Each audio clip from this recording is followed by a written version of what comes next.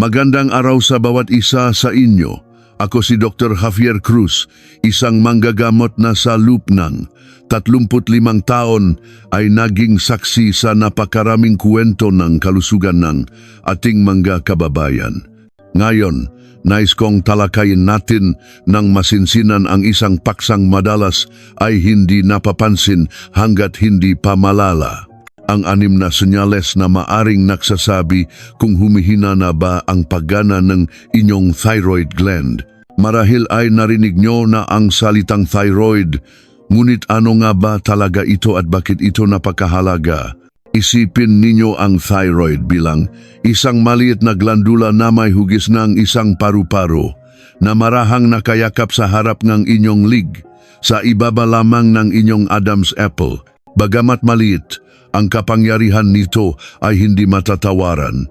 Ito ang nagsisilbing maestro o konduktor ng orkestra ng inyong buong katawan. Siya ang nagtatakda ng tempo kung gaano kabilis o kabagal ang takbo ng halos lahat ng proseso sa loob natin. Ang pangunahing responsibilidad niya ay ang pamamahala sa ating metabolismo. Ang metabolismo ay ang proseso ng pagbabago ng ating kinakain mula sa mainit na pandesal sa umaga hanggang sa masarap na sinigang sa tanghalian upang maging enerhiya na siyang nagpapagana sa bawat selula, bawat hibla ng kalamnan at bawat pag-isip natin. Kaya naman, kapag ang ating maestro ay nawala sa tono o sa kasong ito, ay humina ang pagtugtog. Ang buong orkestra, ang ating buong katawan ay nagkakagulo. Ang kondisyong ito, kung saan kulang ang produksyon ng thyroid hormone, ay tinatawag na hypothyroidism. Ito ay isang tahimik na kalaban.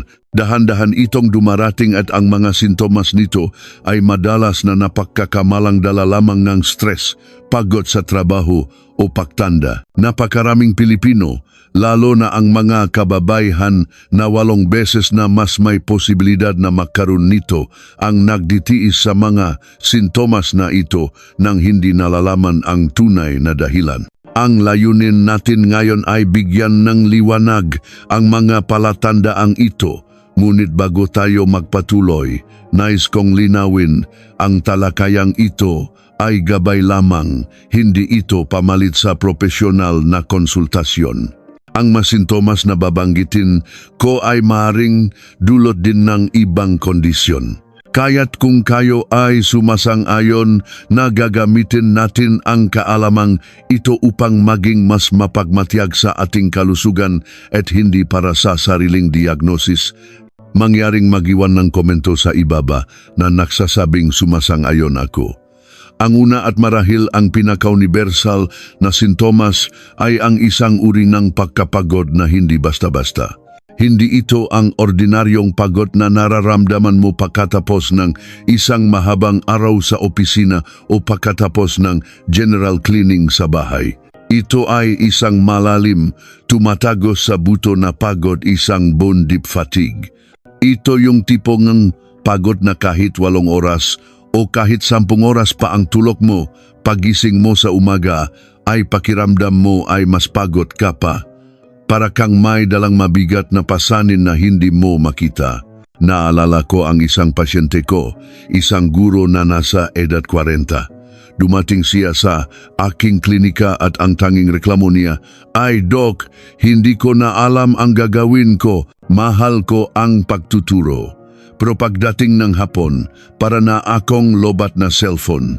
Pag-uwi sa bahay, wala na akong lakas para asikasuhin ang nga anak ko. Sabi nga sawa ko, baka stress lang, pero iba po ito. Ang ganitong kuwento ay napakakaraniwan. Ang dahilan ay simple. Ang thyroid hormone ay ang spark plug ng ating katawan. Ito ang nagsisindi nga apoy sa ating mga selula para lumikha ng enerhiya. Kapag kulang ang hormone na ito, ang apoy ay nagiging parang nagagaw buhay na baga. Ang resulta ay isang palagiang kakulangan sa enerhiya na nagdudulot hindi lamang ng pisikal na pagod kundi pati na rin ng brain fog o hirap sa pag-isip at pag-concentrate at isang pangkalahatang pakiramdam ng kabagalan. Ang ikalawang senyales na kadalasang kasunod nito ay ang hindi may paliwanag na pagtaas ng timbang. Ito ang isa sa nakakadismayang sintomas, lalo na para sa mangagsisikap na maging malusog. Marahil ay binabawasan mo na ang iyong kanin, umiwas ka na sa matatamis na inumin at naglalakad-lakad ka na tuwing umaga, ngunit sa tuwing titimbang ka, pataas pa rin ng pataas ang numero. Nagtataka ka, saan ako nakakamali? Ang sagot ay maaring wala sa iyong ginagawa, kundi sa iyong metabolismo. Balikan natin ang analogiyang apoy. Kapag mabagal ang iyong metabolismo, mahina ang apoy.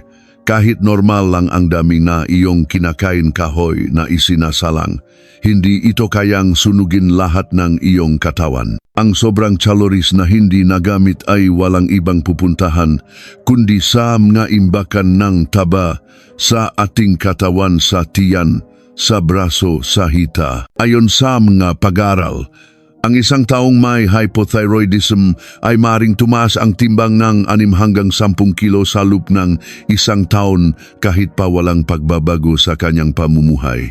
Hindi ito taba na dulot ng katakawan, kundi isang resulta ng pagbagal ng internal na makina ng katawan. Kasabay nito, maari ring mapansin ang pamamanas o water retention na nagpapamukhang mas mabilog ang mukha at mas malaki ang mga kamay at paa. Ang pangatlong palatandaan ay ang pagiging sensitibo sa lamig o palagiang pakiramdam ng ginaw. Ikaw ba yung tipong ng tao na kailangan pang magmedyas sa gabi kahit hindi naman malamig ang panahon? O kaya naman ay palaging nakahanap ng jacket sa loob ng mall o opisina habang ang kasama mo ay komportable lang? Ito ay isang klasikong senyales.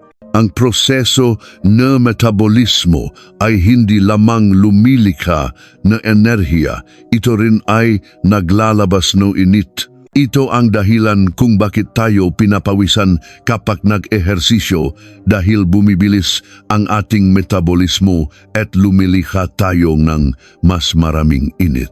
Kapag ang thyroid ay mahina, ang prosesong ito ay bumabagal na nangangahulugang mas kaunti ang init na nalilikha na iyong katawan. Ang iyong panloop na thermostat ay bumababa, kaya't ang iyong katawan ay nakakaramdam ng ginaw kahit na ang temperatura sa paligid ay normal para sa iba. Ito ay mas kapansin-pansin sa mga kamay at paa na maring palaging malamig hawakan. Ang ikaapat na sintomas ay ang pananakit at panghihina ng kalamnan, kasama na ang paninigas at madalas na pulikat. Ang pakiramdam ay parang laging may rayuma o ngalay sa iyong mga kasukasuan at kalamnan kahit wala ka namang ginawang mabigat. Maaring manakit ang iyong mga balikat, likod o binti. Ang dahilan nito ay medyo teknikal ngunit mahalagang maunawaan. Kapag ang katawan ay desperado na para sa enerhiya dahil sa mabagal na metabolismo, nagsisimula itong humanap ng ibang mapagkukunan. Sa kasamaang palad, isa sa mga target nito ay ang protina sa ating mga kalamnan. Nagsisimula ang isang proseso ng dahan-dahang pagwasak sa muscle tissue para lamang makakuha ng kaunting enerhiya. Ito ang nagdudulot ng pamamaga, pananakit at panghihina. Sa paglipas ng panahon, mararamdaman mong nababawasan ang iyong lakas. Ang dating magaang na pagbubuhat ng grocery ay nagiging mahirap na. Ang madalas na pulikat, lalo na sa gabi habang natutulog, ay isa ring karaniwang reklamo na kaunay nito. Ang ikalimang senyales ay ang mga pagbabago sa iyong buhok at balat na siyang madalas na unang napapansin dahil ito ay nakikita sa panlabas. Para sa buhok, maaring mapansin ang labis na paglalagas. Normal na malagasan ng 50 hanggang 100 hibla ng buhok araw-araw, ngunit sa hypothyroidism, ito ay mas malala. Mapapansin mo ang kumpol-kumpol na buhok sa sahig ng banyo, sa iyong suklay at sa iyong unan. Ang iyong buhok ay maring maging tuyo, magaspang at parang walang buhay, maging ang iyong kilay ay maring numipis, lalo na sa bandang dulo. Ito ay dahil ang mabilis na pag-renew ng mga hair follicle ay nangangailangan ng masiglang metabolismo. Kapag ito'y bumagal, ang siklong pagtubong buhok ay nagugulo na nagre-resulta sa mas maraming buhok na nalalagas kaysa tumutubo. Kasabay nito, ang iyong balat ay nagiging tuyo, makaliskis at kung minsan ay makati. Ang balat sa siko at tuhod ay maaring maging mas makapal at magaspang. Ito ay dahil ang prosesong pagpapalit ng mga selula ng balat ay bumabagal din. Ang nga luma at patay na selula ay nananatili sa ibabaw ng mas matagal na siyang nakdudulot ng panunuyo at magaspang na itsura. At ang panghuli, ang ika-6 na senyales ay ang mga pagbabago sa iyong mood at pag-isip dahil ang thyroid hormones ay may direktang epekto sa ating utak. Ang kakulangan nito ay maaring magdulot ng kalungkutan, depresyon at pagiging irritable o madaling magalit. Maari mong maramdaman na para kang palaging malungkot ng walang dahilan. Ang maliliit na bagay na dati ay hindi mo pinapansin ay madali mo nang ikinainis. Kasama rin dito ang pagina ng memorya at hirap sa pag-concentrate. Pakiramdam mo ay lutang ka palagi at mahirap ipasok sa isip ang mga bagong impormasyon. Ang lahat ng ito ay direktang epekto ng pagbagal ng aktibidad sa utak dahil sa kakulangan ng enerhiya. Bilang paglalagom, ang 6 na senyales na ito ang matinding pagod, pagtaas ng timbang, panlalamig, pananakit ng kalamnan, pagbabago sa buhok at balat, at pagbabago sa mood ay isang koleksyon ng mga pahiwatig na sinusubukang iparating ng iyong katawan. Huwag mong isipin na ito ay parte lang ng pagtanda o dala lang ng stress.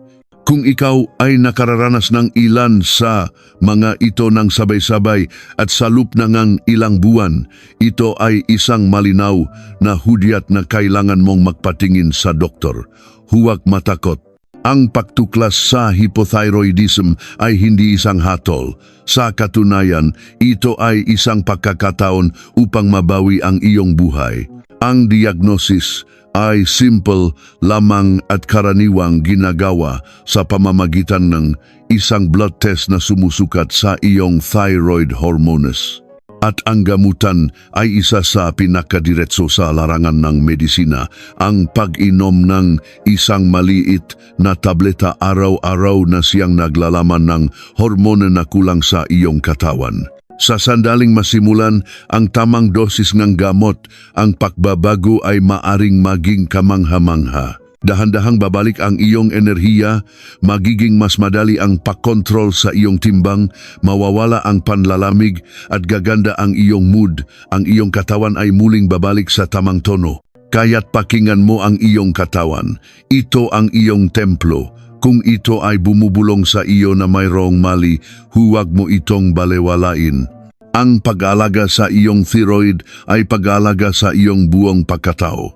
Hanggang sa muli, ito po si Dr. Javier Cruz, ang inyong lingkod at laging kaagapay sa inyong paglalakbay tungo sa isang mas malusog at mas masiglang buhay. Salamat sa panunod.